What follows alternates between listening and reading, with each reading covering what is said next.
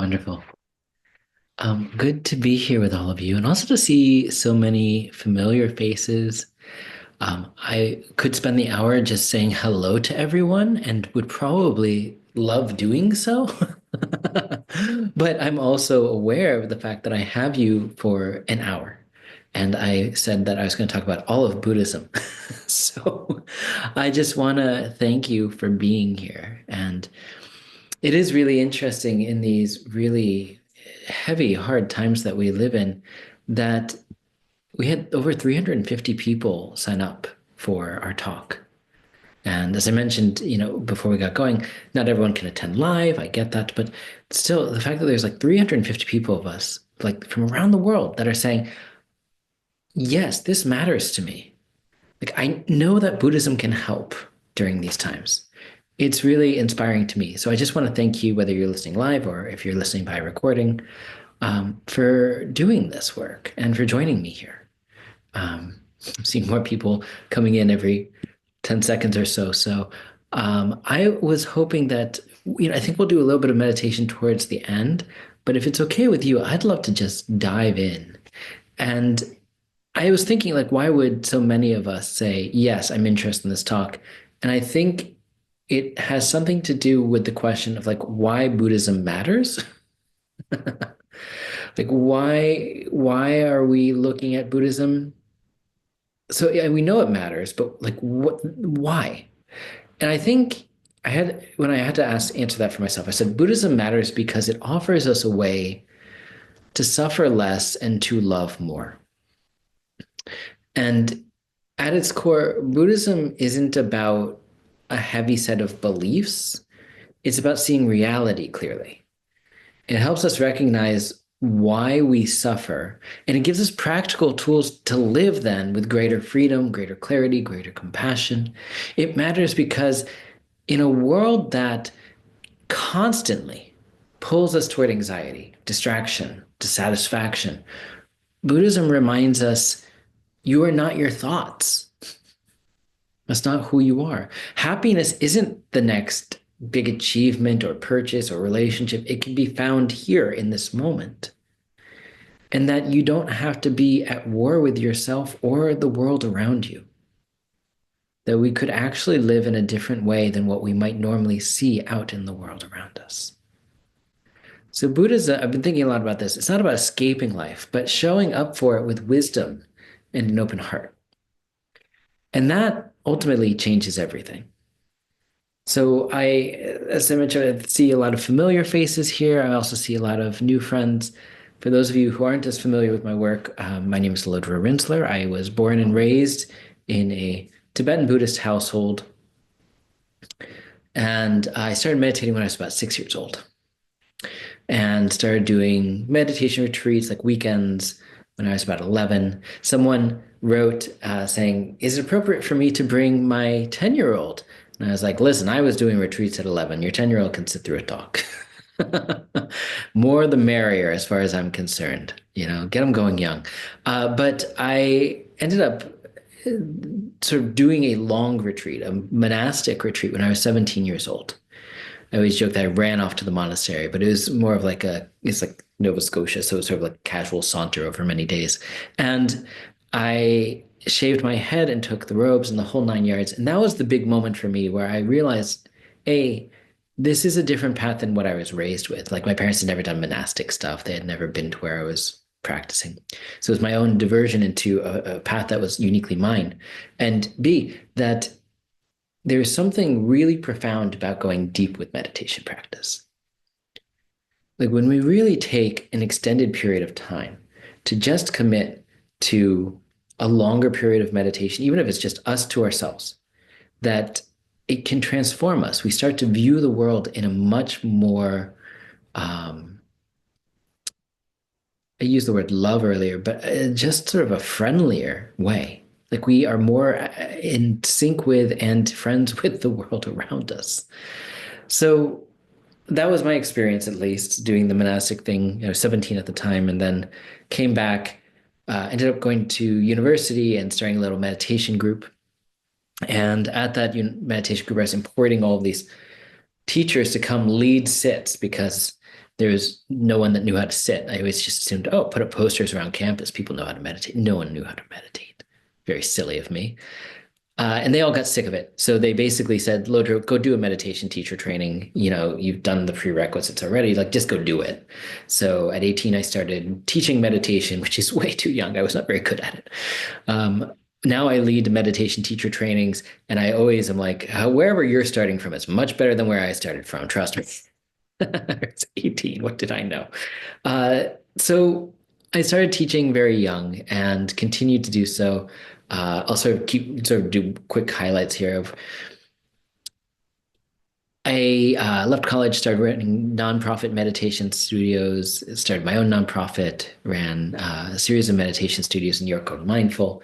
And somewhere along the way, I wrote a number of books, the first of which was The Buddha Walks into a Bar, and then Walk Like a Buddha, The Buddha Walks into the Office. I'm not going to name them all because, again, we only have the hour.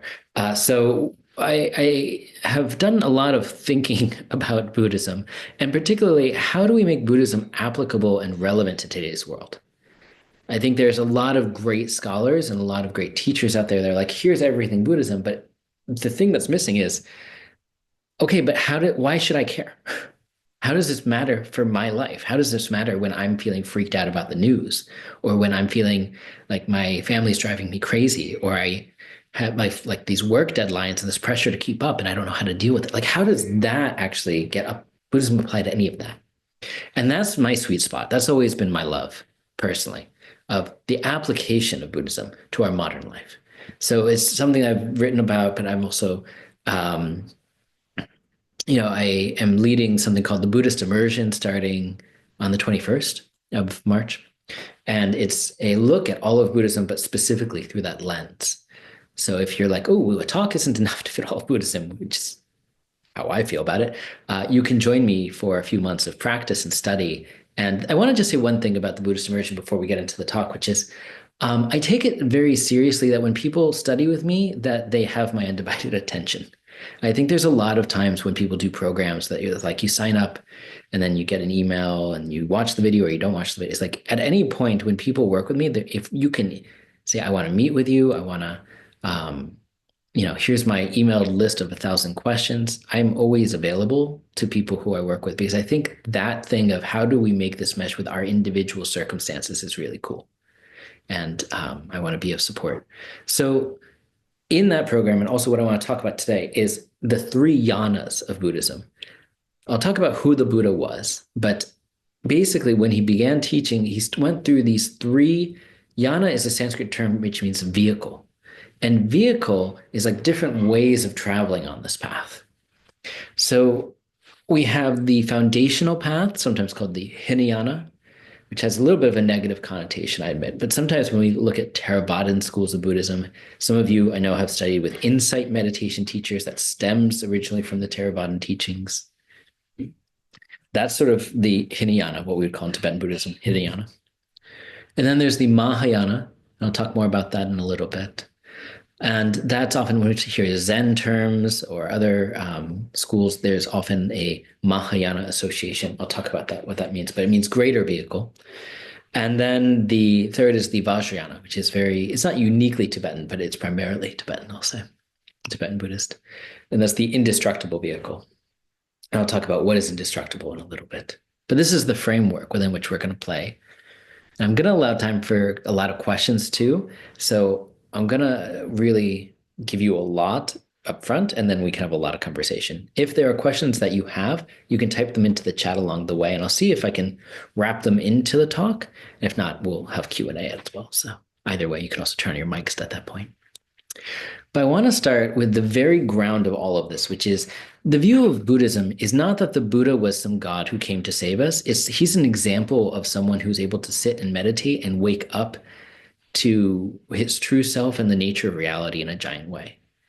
And when I say he's an example, it means because he did it, we can do it too.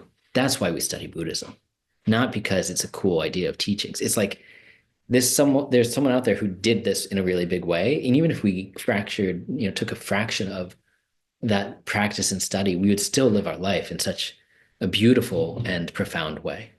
It's sort of like What's the old saying that you shoot for the moon, you end up amongst the stars? You shoot for enlightenment, and you end up with a pretty profound and happy life. It's also fine too, in my opinion. But the Buddha was a person. His name was Siddhartha Gautama. I always joke that I think his friends probably just called him Sid for short, right? Like he's just a person. He was a guy. His mother was known as Queen Maya Devi, his father, King Shuddhadana.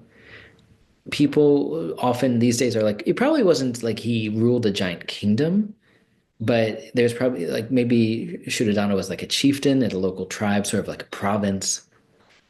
And it said that, of course, this is what gets recorded. They said it was a painless birth. I don't know if I've ever witnessed such a thing, but maybe the Buddha pulled it off. And uh, he had all these like signs and marks of a spiritual being, like long earlobes. If you have long earlobes, maybe you are a next Buddha. And there was a prophecy when he was a baby that this visiting sage came through and was like, this kid is either going to be a great ruler like his father, and the father was like, I like that idea, or a great spiritual leader, and the father was like, I do not like that idea. And so as a result, his father kept him very sheltered and really tried to keep him away from anything that would tempt him into a spiritual life, basically meaning anything that was suffering, tried to keep him from any form of suffering. And it said that as a youth, Siddhartha was exceptionally compassionate. He was just like, maybe you have a friend like this. I did. He's just good at everything. Like he would pick up archery and just like immediately be good at archery, and it would be really annoying for his friends. He knew 64 languages. He was great at math. But again, he was extremely sheltered. And as a young man, he was married to a woman, Yashodhara. He gave birth to a son, Rahula. But at the age of 29, he went through this experience where he said, if I'm going to take over for my father in ruling this area, I need to know what it's like. And he started venturing beyond the immediate palace walls, or whatever the version of a palace was. And it said during these little voyages that he experienced for the first time at the age of 20 fucking nine, that there was sickness, that people were sick and that they would die and that they would grow old. And he didn't know that because every time something like that happened in the palace, they would get whisked away from him. And it just broke his heart. Can you imagine going through all of your life? I'm thinking about getting my toddler a goldfish so that at some point we'll have to have the death talk early. I want to get it out of the way. And but like 29 years old, you figure this out. So it broke his mind, I think, a little bit. And he was like, I can't do this. I have to go find a way out of suffering. There's so much suffering in the world, and I'm going to experience, my family's going to experience. I got to go find another way. So he had said that at that point, he used his quote unquote miracle powers to send the guards to sleep. Basically, everyone dozed off, and he cut his hair off and he went monastic, and he went on a spiritual journey where it said that everywhere he went, he would meet some great meditation master. And after a very short period of time, he'd like master whatever they gave him, and they would be like, great, do you want to lead my community? You seems like you actually know it all. He's like, no, no, no, this isn't it. I want more. There's something else out there. This isn't freeing me from complete suffering. And eventually he went to take his seat under what's now known as the Bodhi tree, which you can still visit in Bodh Gaya. He took a little bit of rice and he did a little bit of breath meditation. Or I should probably say he did a lot of breath meditation, the same meditation that I think many of us do, that we do in the Buddhist immersion. There's a heavy emphasis on going deep with just this one practice, because this is the practice that when the Buddha applied himself, he became enlightened. He was able to look past all of his various obscurations and figure all the confusion out that he had come to sort of adopt as he grew up. And there's this beautiful moment where Mara, who is called the chief of demons and obstacles, came to him. Now, is Mara a real being? I don't know. I can't tell you. I haven't seen Mara. There's nothing scientific about this part of the story to me. But even just the idea of Mara as like the embodiment of doubt, the doubt that we carry about our own self, the doubt that you probably had when I was like, you could get enlightened. That voice, that's real, I think. So I know that maybe you know that voice as well, but that voice arose, and maybe it was a being, maybe it wasn't a being. But Mara, through a lot of temptations at the soon to be Buddha, And he sort of swatted those aside, and a lot of aggression at the soon to be Buddha, and he swatted that aside. And the final test was Mara saying, who the fuck do you think you are that you get to be enlightened?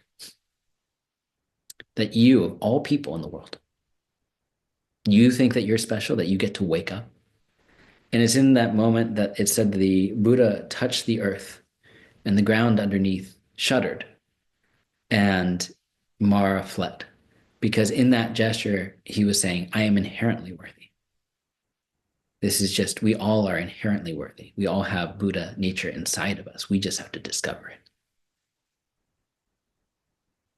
Now, I'm not saying everyone that comes through the Buddhist immersion, for example, gets fully enlightened, but the few that we do, we try and put in the brochure. So if it happens to you, please feel free to write in after the fact. But for many of us, there is something here around, oh, I'm grappling with that voice that says, I'm not enough, I'm not doing enough, I'm not keeping up with the Johnsons. And saying, no, actually, that's not inherently who I am. Who I inherently am is awake. To begin to sort of take our mental view and turn it in that direction as opposed to the direction of doubt, self-doubt, I think is very profound. And that's really what the practice is about to a large degree. So it said at that point, he sat under the tree for a period of time, having woken up. And then he went to a group of ascetics and he taught them, and they became what are known as arhats, people who are individually awake. And he taught many people. The Sangha grew in great size. And at the age of 80, having devoted his life to teaching, the Buddha said, I'm going to die soon. Some people say that he died from food poisoning. Some argue old age, but he had some pork or some truffle mushrooms.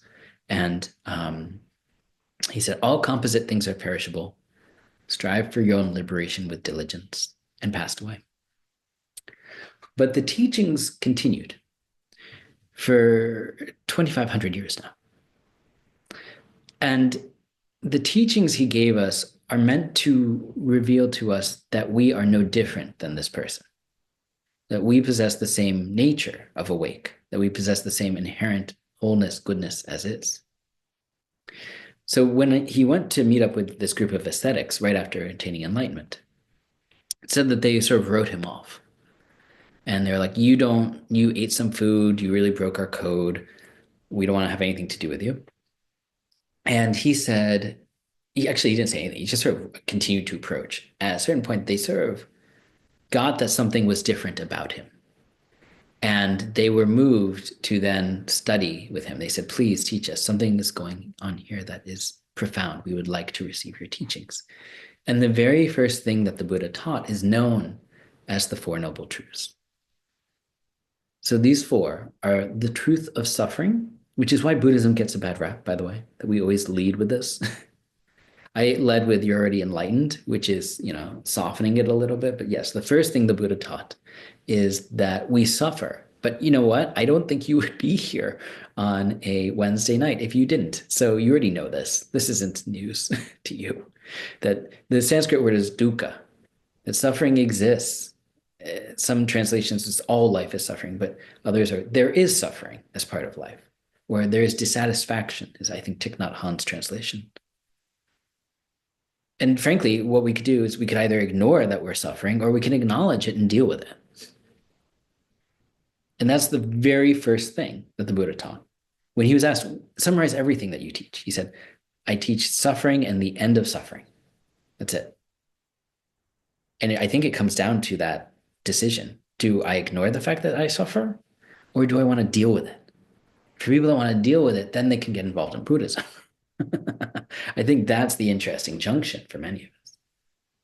So the second noble truth is I'll break out the first noble truth a little bit, because there's many types of suffering. He said there's the suffering of suffering, which is basically the experience of suffering that we normally think of as the pain and difficulty that comes with birth, aging, sickness, and death, those things that he saw when he was out exploring his neighborhood. We all go through those things. Birth is comfortable for no one involved. Aging, sometimes it's translated as old age, but honestly, whenever I've seen a teenager, I'm like, that doesn't look comfortable either. I don't remember it being comfortable for me. Aging is hard at any point. Sickness, we never take our health for granted more, and then we have a cold, and then all of a sudden we're like, I can't remember what it's like to not be able to have difficulty breathing. And then that's the lightest of it, of course. Like there's so many versions of it. And then death. Death is something that happens to everyone. So we have to, I don't mention this to scare us. A lot of times when we talk about these things, it's like, okay, if I actually have a real realization that death is something that's part of life, I'm probably going to live my life with a lot more purpose. I'm probably going to spend a little bit less time doom scrolling on Instagram. So I think that awareness of these things is actually really helpful. And then there's the suffering of change, which is the truth of impermanence, essentially. Everything changes. Sometimes that's good news, um, right? We're alone and then we fall in love, and that's a change, that's beautiful. Ice cream. I love ice cream. It's wonderful, but it's very impermanent. It does not last as long as I would like it. Once it's in the bowl, I have a ticking clock. And I think that's sort of a good analogy for life. And then there's the all pervasive suffering that we are looking for solid ground as human beings. That's just what we want to do. We think I'm this solid, independent self, and I'm going to find some solid ground that it's going to solidify underneath me, and I will be forever happy when I get all of my circumstances in order. But going back to that first, the thing I mentioned a moment ago of impermanence, like we're constantly shifting and changing as people. You are not the same person you were 5, 10 years ago. And then there's everything else around you that's constantly changing. So it's really impossible to find that sense of constant stability in the background of instability. So that's the first noble truth of suffering. The second noble truth is the cause of suffering. Why do we end up ignoring suffering? Because we're always looking for things to be another way. Sometimes it's just called craving, that we are looking elsewhere for satisfaction. We're always on to the next thing. When I was a kid, I talked to my mother about Christmas, and she said, "What do you think happens?" And I said, "Well, I think that, I would be really happy if I got this particular gift." And she said, "And then what happens?" And I said, "Then I would probably want a different gift." She goes, "That's the thing right there. That's the second noble truth." Right? So, the truth of the cause of suffering, craving. And then the third is the good news truth, which is that there can be an end to that. Like it's not someone comes in, waves a magic wand, and we're okay. It's that we start working with our mind and saying, I don't have to keep looking for the next Christmas gift. We start to realize that that's something that we have control over if we're working with our mind. And we can liberate ourselves from the cycle of suffering. And then the fourth noble truth is the truth of the path, which is where we're applying mindfulness and awareness in all of our activities. And this is everything else the Buddha taught in the practice of meditation. These four, it's a little bit like going to the doctor. Like you go to the doctor, like, I'm having a really hard time. I'm unsatisfied. And the doctor says, okay, well, here's your diagnosis. The first noble truth, you're suffering. This is the disease you have. And then the second noble truth is, why did this happen? It's because your own craving and discontent with the way things are. You're always looking for something else. Then we get the prognosis, the third noble truth. Can the patient heal? Yes, good news. And then the fourth is the truth of the path here is the cure. It's the path to recovery, which is also the path of bringing this meditation practice into our everyday life.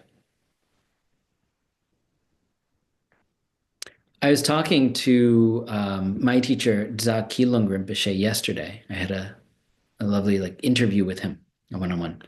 And I was talking about some of these things that we are talking about today and what I was presenting.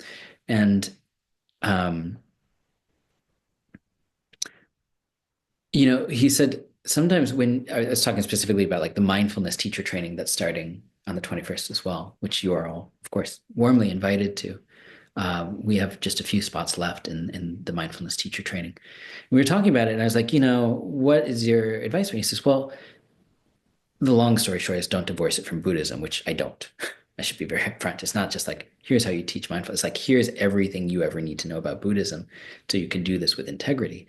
But the thing he said is when we actually practice mindfulness and we do it with the background, the essence of Buddhism is what he said, then everything changes. It's actually infused with that view of all of the things that the Buddha taught. The path of meditation in everyday life is a complete path. to wakefulness. That's all we need. I think that's really beautiful because sometimes we think, oh, mindfulness, man, it's just one type of meditation. No, it's the thing. It's the thing the Buddha did to wake up, become enlightened. But if we do it in the right way, it changes everything. So the path in more detail is sometimes called the Eightfold Path. So it's sort of, I'll take us through. Sometimes it's called right blank, right blank. Some more frequently it's translated as wise in the West because the initial translation was right, but then people were like, well, then there's a wrong way of doing this. So people say, well, the wise way of doing this is a nicer way of putting it. So I'll do that version. So instead of right view, we'll say wise view is the first one. And the view that we hold, the wise view, would be that it's the view of the Dharma. Like, yes, there's suffering and I'm going to do something about it. If we actually held that view as we navigated our life, it would change. Instead of saying, oh my God, suffering again? I'm so surprised. I had no idea that that would come up again, right? Which is what many of us do. But to hold the view, oh yeah, this is part of it. This is what happens in this cycle of my life, right? That there's always going to be new things coming up. We're pointing at the reality of our situation again, which brings us into a wise intention. The intention here is, oh, knowing that I can work with my mind and my suffering, and I can be of more benefit to others as a result of that. And that's a really wise intention of how we approach our life. And then we have a wise speech. So the wise speech often includes that we cut down on all of our lying and gossip and our slander, even divisive talk, where we sort of say something knowing it might provoke someone and move them in a certain way, sort of push a little button, harsh or abusive language, idle speech even. And it's sort of us knowing that words can create happiness or suffering. So we want to engage with this thing we do all the time, our speech, from a point of benefit. Which brings us also into the next one. We did view, intention, speech, now action. And generally, this is about doing things that are helpful and not harmful. And I think I use the example of just like a silly one of like playing games or doom scrolling on our phone or whatever. We don't think of that as negative, but if it drains us, then it's negative. If we don't feel uplifted at the end of that thing, then it's not helping us. Why are we doing it? So starting to look at the activity of our life and say, some things aren't helping me. Maybe I want to do less of them, cut down on them. And there are some things I actually find really meaningful that if I take that time and call a friend and have a genuine connection with them, catch up, it feels more important to me. Oh, interesting. Maybe I want to spend my activity more that way.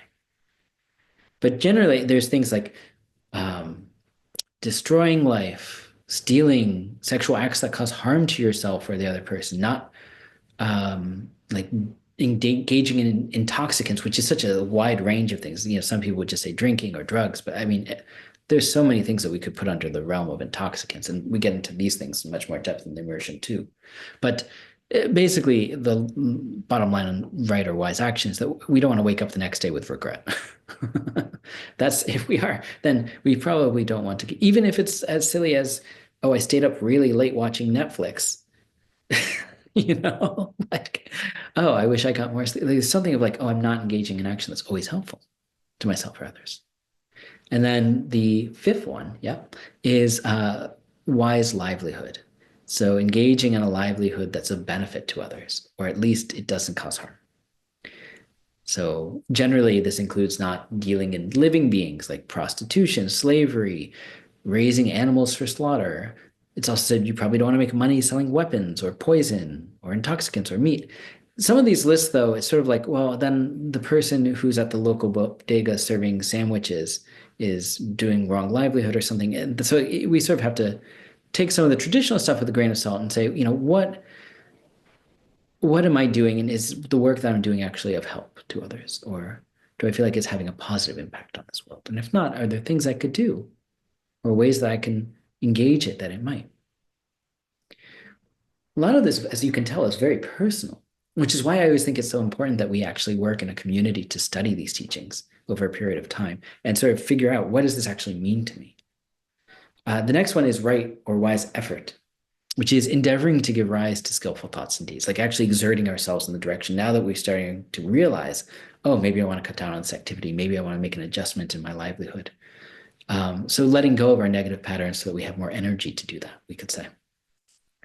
And then we have wise mindfulness, which I'll come back to in a second, and wise concentration, which is actually resting in a meditative state as much as possible, bringing our true presence into our life. But I mentioned wise mindfulness, and the Buddha broke that out. There was someone who did the very first Buddhist immersion who I thought was so smart that they were like, what I'm going to do is build a program that you can click on the link of, for example, the Four Noble Truths, and then it drops down the Four Noble Truths. You can click on the first Noble Truth and it drops down those three things that Lodro said, and all of that.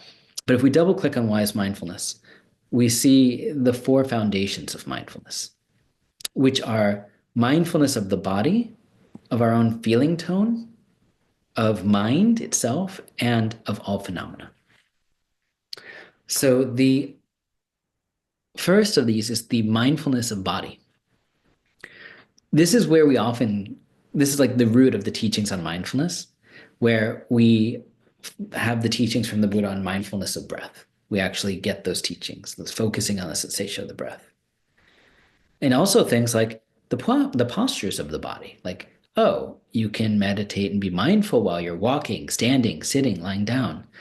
The exercise here is to simply be aware at all times of what was called the disposition of the body, to be aware of the body as it's in space. So that's the outer way of looking at mindfulness of body. And a more inner way is looking at a sense of the intentionality, the purpose of how we move the body and engage in the body.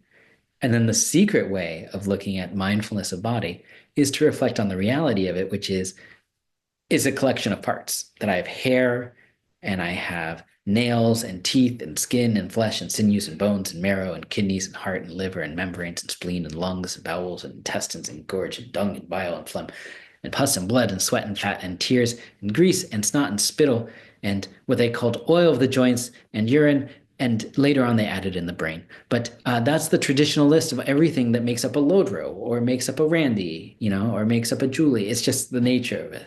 So if we contemplate that I'm just a collection of parts, I might take myself a little less seriously, which is the first look at what we would call egolessness in Buddhism, that I am not the solid thing that I think I am. I'm a collection of parts and that I'm constantly changing. As I mentioned before, that I am not the same Lodro I was 5 years ago, 10 years ago, nor are you the same person that you were. It has the sense that we are constantly shifting and changing, that we are not one solid thing, even though we think we are. And I think the teachings on egolessness, or sometimes it's called emptiness of self, are really important and something that we get into again in this program. But this is all sort of mindfulness of the body. And the second one here is the mindfulness of what's called Vedana in the Sanskrit. It's feeling tone. Sometimes it's called feelings, but it's more feeling tone. Like when I hear my baby cry, I feel like an aversion. I don't like that.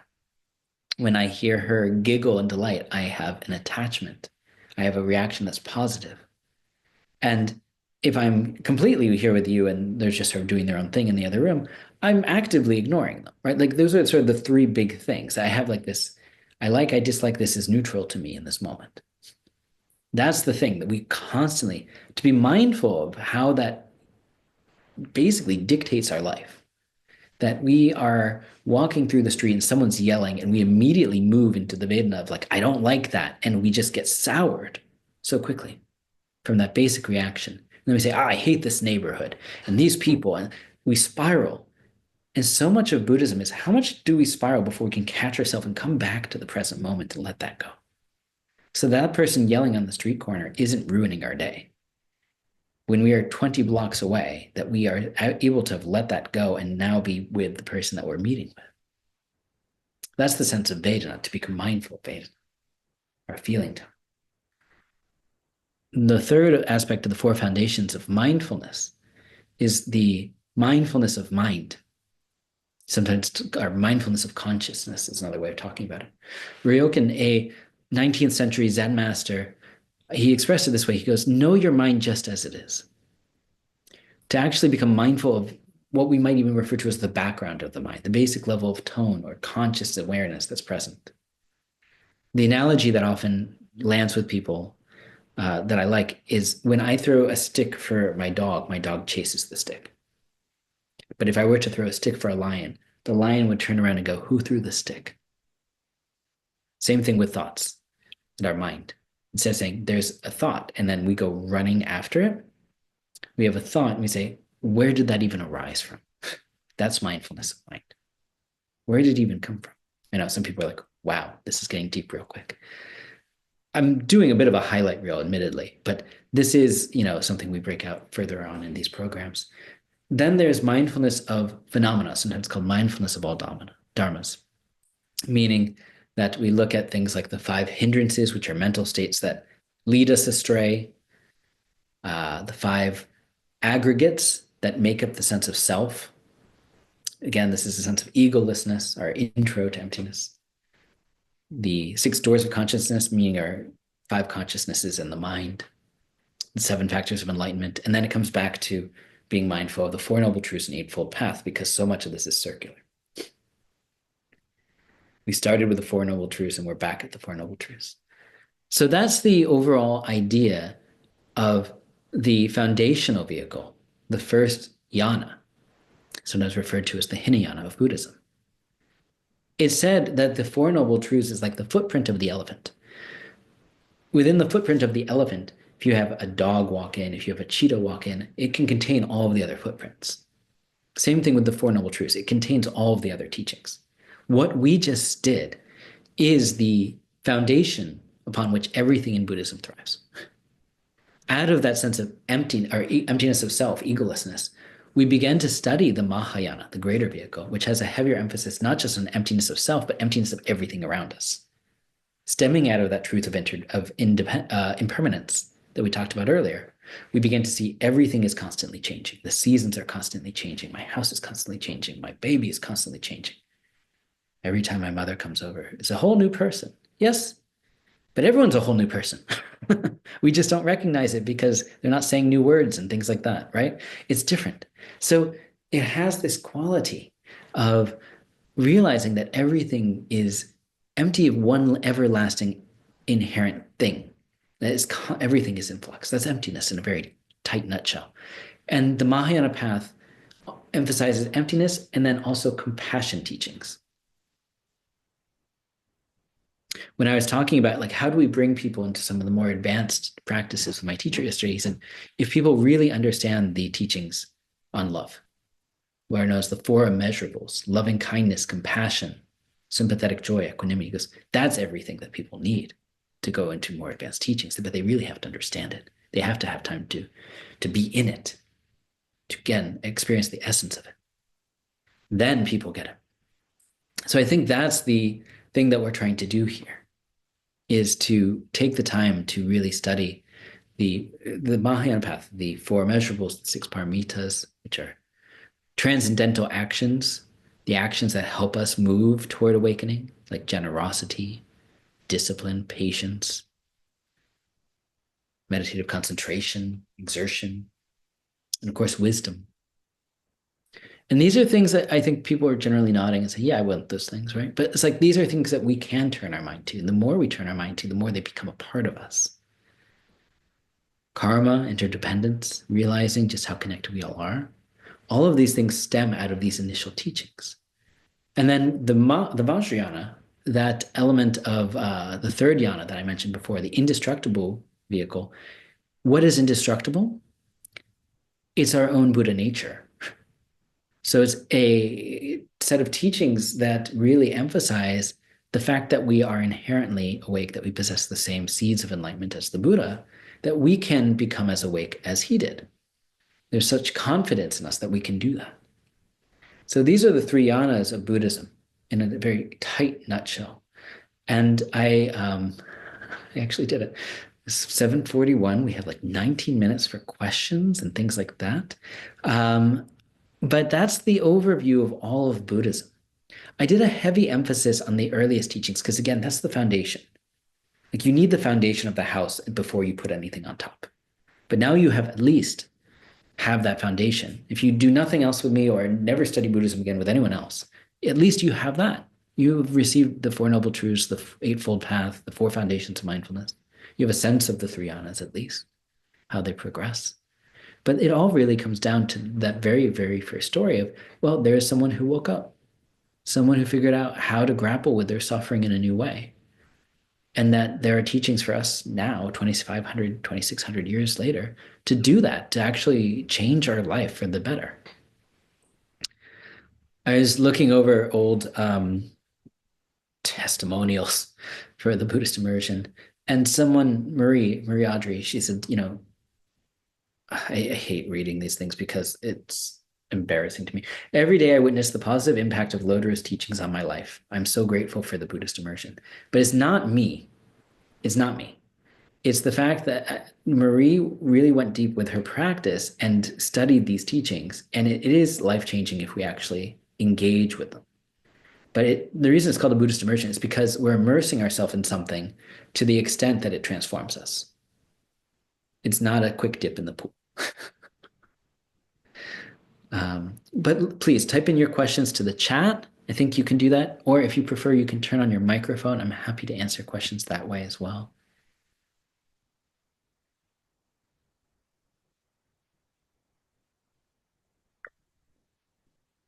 You can go anywhere in Buddhism.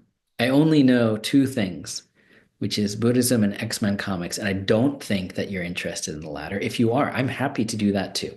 But that's basically the parameters for our conversation and questions.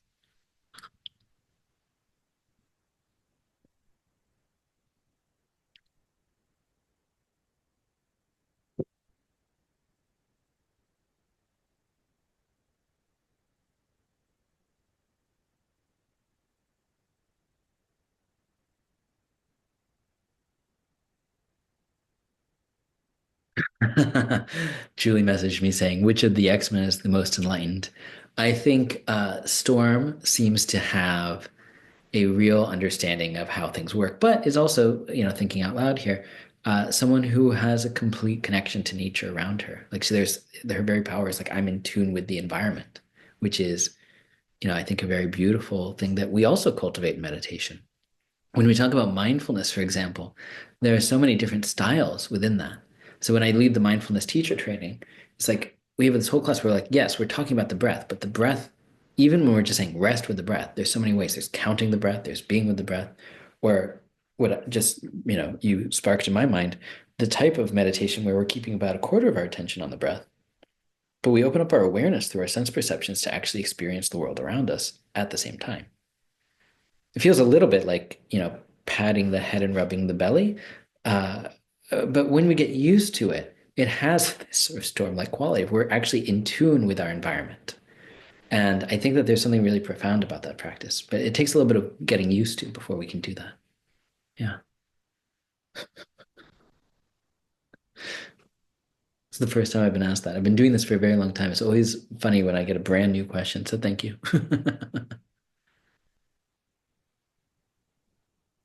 Let's see. There's another one coming in. Eric says, I love that you talk about the practicality of Buddhism. It seems to be a Western approach, and it certainly is my approach to the study, but do you see it as a religion? I love that. So, when I left the monastery and went to university, my parents were like, "Oh, it's so great that he did that," and they were so disappointed that all I did was religious studies. So that was the thing I majored in, and I love that term because it's sort of the term that we often use: religious traditions, traditions that have spiritual proclivities, but they're not one. I think religion, it feels like there's one thing. This is the way things are done. And Buddhism has never been like that. It's always been like a river moving through different lands. That it started in India and then it goes and it meets China and it just changes into this thing that we now call Zen. And then we have it go into, for example, Japan, and it looks different because the land is different. We have it go from India to Tibet and it looks completely different than all of the things I just mentioned. We have it go to Sri Lanka, Burma. It has the same quality. It's like the teachings aren't changing, but they're meeting the land where it is. So there is this giant difference. And I think that there's something about that, which is just this quality of when it met the West, the Westerners were like, well, what's it going to do for me? Right? We have this like capitalist, like, what do I get out of it? And I think that, that's just not, it's not bad. It's just who we are. But it's like the practicality seems important. So what does Buddhism in the West look like? It's too early to tell. Buddhism going from India to Tibet took hundreds of years. From India to China took hundreds of years. A lot of the traditions that have now landed here have come in the last 100. So we're in the early days. And what I think is the cool part of that is not the not knowing, it's the fact that we, those of us who are grappling with Buddhism in a real way, are the ones co-creating what Buddhism in the West means. And this is why I think this is really annoying for people that apply to the mindfulness teacher training. I'm like, cool. So the next step is that we meet. If I don't know you very well, I need to talk to you and make sure that this is the right fit. And sometimes people will be like, and that's where they're like, I'm applying, but I didn't want to talk to anyone. I'm not. It's like, okay. The thing is, I need to meet with everyone. I need to actually really get to know you. And because there's something about like, you're going to be in the front lines of determining what this means if you're transmitting the teachings. We all need to sort of like have a real good intention behind this if we're going to do this work. So I think, what does Western Buddhism look like? Is it practical? Is it applicable? I would like to think it is, but I don't think it has to be capitalistic. I think it's more about just like how do we make it accessible? How does the river flow into the West and make like how can people as many people as possible drink from it without it being diluted in any way? And I think that's the grand experiment that we're engaged in at this time. Yeah, it's a lovely question. Thank you for it. Max is saying, "Hi, Lodro. I wanted to meditate, but like with Buddhist intention. How can we do it? Because normally I just do like the breath, but what are other methods? I know this is a big question." Yes, it is. And I'm laughing with you. I listen, I'm old school. I'm always like, if mindfulness of the breath was good enough for the Buddha, it's good enough for me. But I think that this is one of those things where when we get going in a community, we get going with a teacher, we actually can say, well, here's how I'm grappling with this practice. And the teacher might say, well, it sounds like you have a lot of strong emotions, so maybe you want to do this mindfulness of emotions practice. Or going back to what I was talking about earlier, wow, it sounds like you're having some difficulty with some of these relationships. Have you tried loving kindness practice? And it becomes almost prescriptive when we work with a meditation instructor. Like, here's what I'm seeing. Do you want to try this quote unquote medicine? And there are many different practices. So, I don't think that there's a one size fits all, but I do think mindfulness is the great foundation to the house. And then we can build from there. Once there's some sense of ability to be with ourselves, then we say, oh, I can cultivate more love. I can work with my emotions better. I can do other practices. We have to start, I would say, with mindfulness of the breath. So Max, I know you've been practicing for some time. Yeah, I mean, listen, I always say this, but like if you want to email me, share a little bit more about what you have been working with in your practice. I might recommend another practice, but generally I would say stick with it. Yeah. So you asked about what the other methods are. Again, some of the things we cover in the Buddhist immersion is like mindfulness of emotions. There's a couple different practices like mindfulness of emotions, period. Rain is one that came out in the West, which is a great one where we recognize, allow for the emotions, investigate them, and then practice a sense of non-attachment. Then there's practices like loving kindness, Tonglen practice, which are love and compassion practices. So it really depends on what you need. And I think that's something that we could figure out together. So you can reach out to me. But I do think that there's a lot available, even in the context of this program. Lainey, thanks for doing this and nice to see you. It's great to see you too. What a treat. It's been quite way too long. Do you have recommendations for your favorite all of Buddhism books outside of your wonderful books? Thank you. It's sweet of you to say. I don't think my books are necessarily all of Buddhism. Once in a blue moon, I think maybe I'll do that someday. And it would basically be taking like the Buddhist immersion transcripts and being like, let me see if I can edit and make the sense of these in terms of a book. But I think there are books out there that are already doing it, so I feel less inclined to do that than other topics.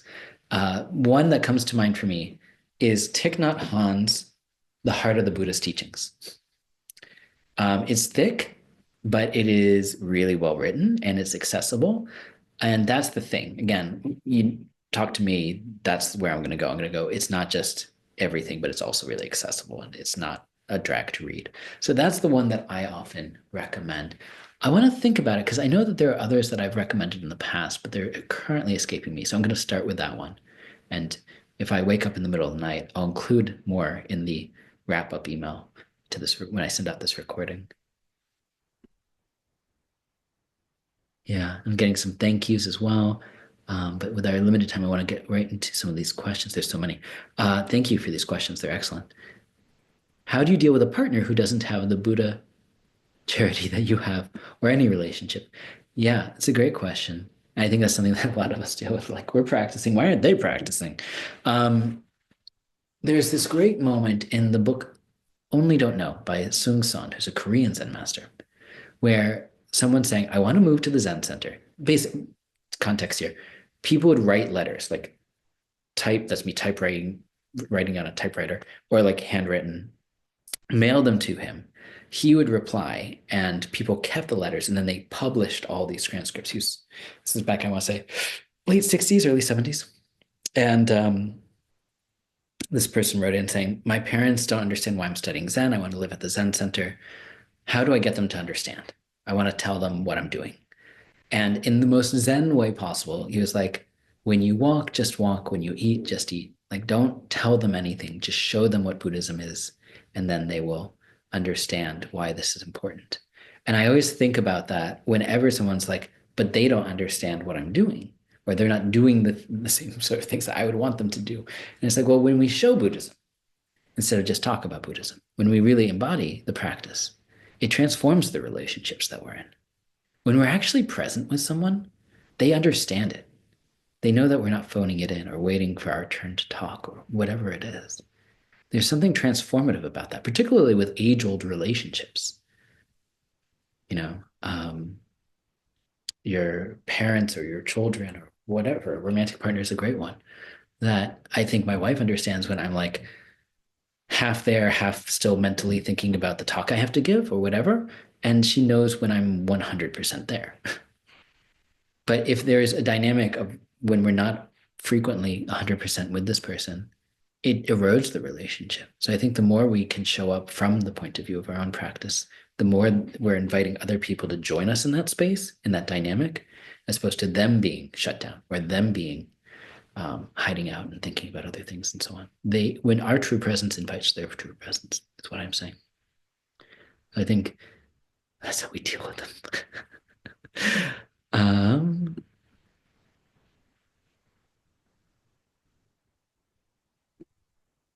And he's saying, just wanted to thank you, Lodro, for this wonderful framework. I tried meditation before connecting with you. Meditation was nice by itself, but it wasn't until I was offered the framework and dug into the teachings that my practice took root. And I think that's the thing, that I'm not very good at sort of sales things, but if you wanted to join me in this Buddhist immersion, I'm going to send out this code tomorrow so that everyone can take a good slice off of the program fee, because it's just important to me that people access these teachings. I don't care about, whether people can pay the full cost or whatever. I just want people to have access to them. And the reason is because I know that they're transformative.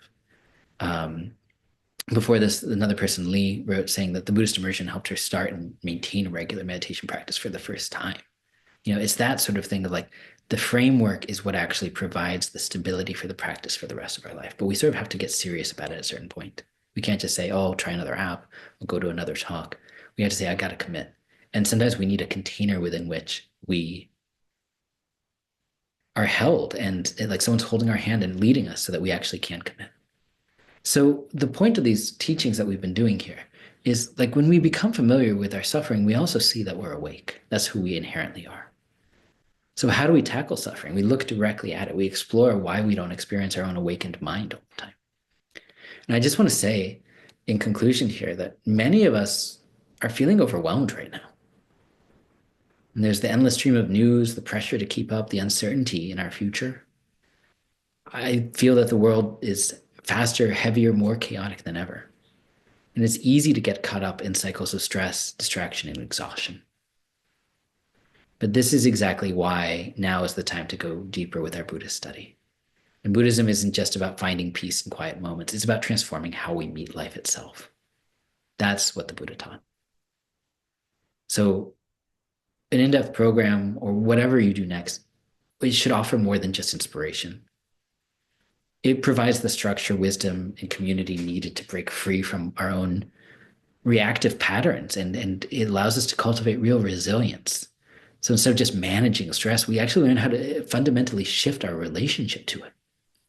And I think this is the time to stop skimming the surface for many of us, to dive into a practice that can truly change how we live, love, and lead in a very uncertain world.